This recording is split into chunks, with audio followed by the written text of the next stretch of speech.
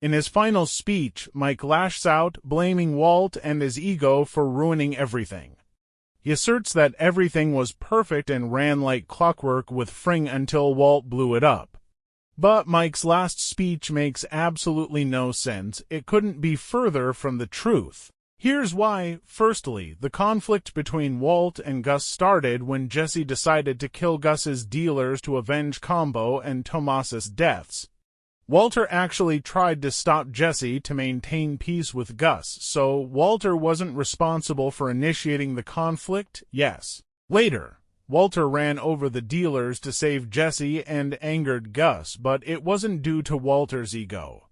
Walter needed to save Jesse because, in the criminal world, having someone you can trust is always invaluable. Walter couldn't trust Gus, Mike, or Gale as much as he trusted Jesse. He needed leverage, like his formula and Jesse's loyalty, to secure his position and avoid becoming dispensable.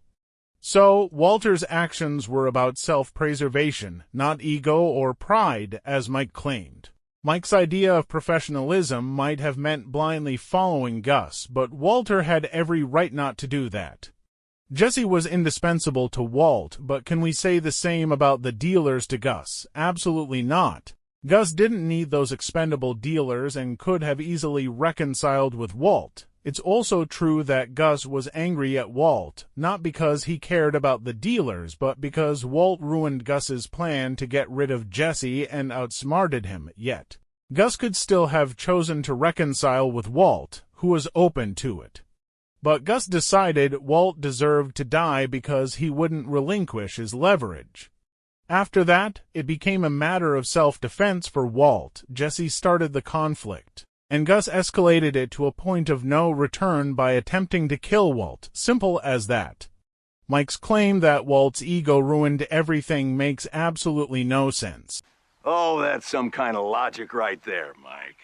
Mike also said everything was perfect and ran like clockwork with Gus, but in reality, he and Gus dealt with many problems like Werner, Lello, or Nacho. Apparently, Mike's definition of perfect is very different from ours. In Breaking Bad alone, Mike almost died twice because of Gus, once while guarding a Los Palos Hermanos truck, and another time when he got shot in Mexico.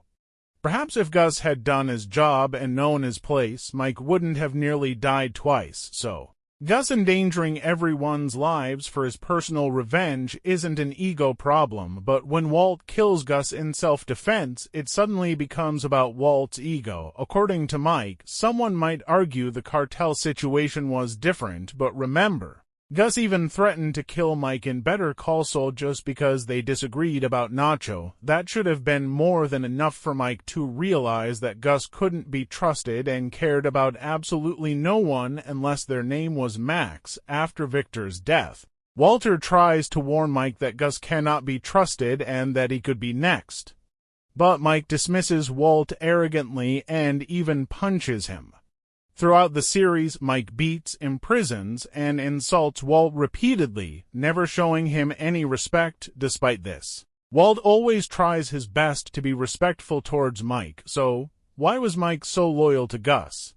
Because Gus saved him after he was stabbed in Better Call Saul. Mike also shared common enemies with Gus, namely the Salamancas. These events led him to overlook all the red flags about Gus, which shaped his flawed perspective on Walt. Mike and Gus actually had even bigger egos than Walt. Mike blaming Walt's ego was nothing more than projection.